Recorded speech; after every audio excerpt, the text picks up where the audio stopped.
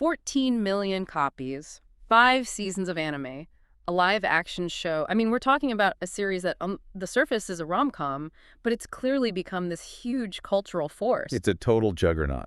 Today we're diving into Rent a Girlfriend, or Kanacho Okarishimasu. And our mission really is to get to the bottom of why. Why this specific story, which is basically about a guy paying for dates, has connected with so many people. Exactly. So first, let's just lay out the plot, because the setup is, well, it's a lot. And then we can get into what makes it so addictive. Okay, so it all kicks off with something pretty relatable. A bad breakup. It's 2017. Our main character, Kazuya Kinoshita, gets dumped by his very first girlfriend, Mommy. After just 1 month, too, he's absolutely devastated. So feeling worthless, he does what, anyone in his position would do, and he opens an app to rent a girlfriend. Right. Which is a real service in Japan, by the way. Not what you might think. It's for platonic companionship. And that's how he meets Chizuru Mizuhara. She's the perfect rental girlfriend. She's charming, she's beautiful, she says all the right things. But Kazuya, he knows it's an act, and it actually makes him kind of mad. But then disaster strikes. His grandmother collapses. And this is where the lie begins. They race to the hospital, and to stop his grandma from worrying, Kazuya just blurts it out. He says Chizuru is his real girlfriend. And of course, Grandma Nagomi is just over the moon. She loves her. But the problem is, Chizuru's grandmother is also in that same hospital.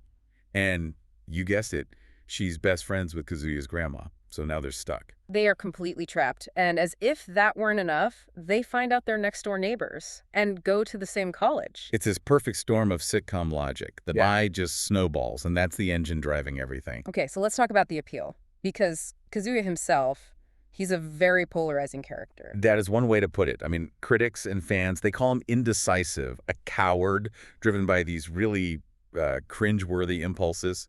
He lies all the time. Yeah, he really does. But you're saying that's kind of the point. I think so. He's this raw, unfiltered look at male loneliness and insecurity. He's not cool. He's not smooth. He's just desperate. And I think for a lot of people, that feeling is surprisingly relatable. So Kazuya is the insecurity, and the girls around him are, what, the different solutions? In a way, yeah. Chizuru starts as just a job for her. We find out she's only doing this to pay for acting school. The whole relationship changes during the movie arc, where Kazuya actually crowdfunds a whole film just so her dying grandmother can see her act. Wow. Okay. Yeah, that's when it goes from a transaction to a real partnership. But Chizuru isn't the only one. You've got the ex, Mommy, who is genuinely terrifying. Oh, Mommy's a brilliant antagonist. She just pops back up to try and ruin Kazuya's life, seemingly out of pure jealousy. She's like the past that won't let you go. And then there's Ruka. Ruka's case is fascinating. She has a heart condition, bradycardia, which means her heart beats super slowly.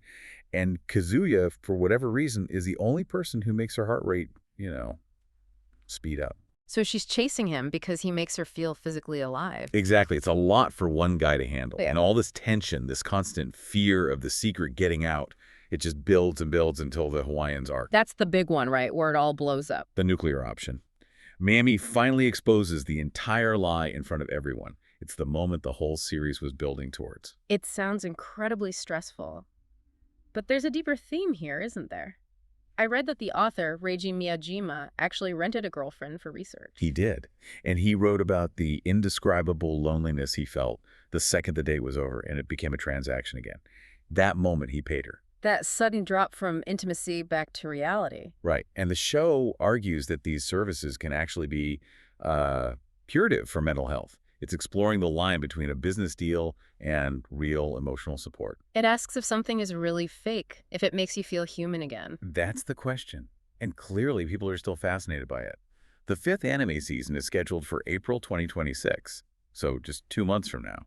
It really makes you think about connection today. We pay for therapy, we pay for dating apps, we even, pay for engagement online. We're all kind of looking for connection in this monetized digital world. Which brings us to our final thought for you. In a world where so many of our interactions have a price tag, is a paid relationship that genuinely cures loneliness any less real than a genuine one that just falls apart? Something to think about.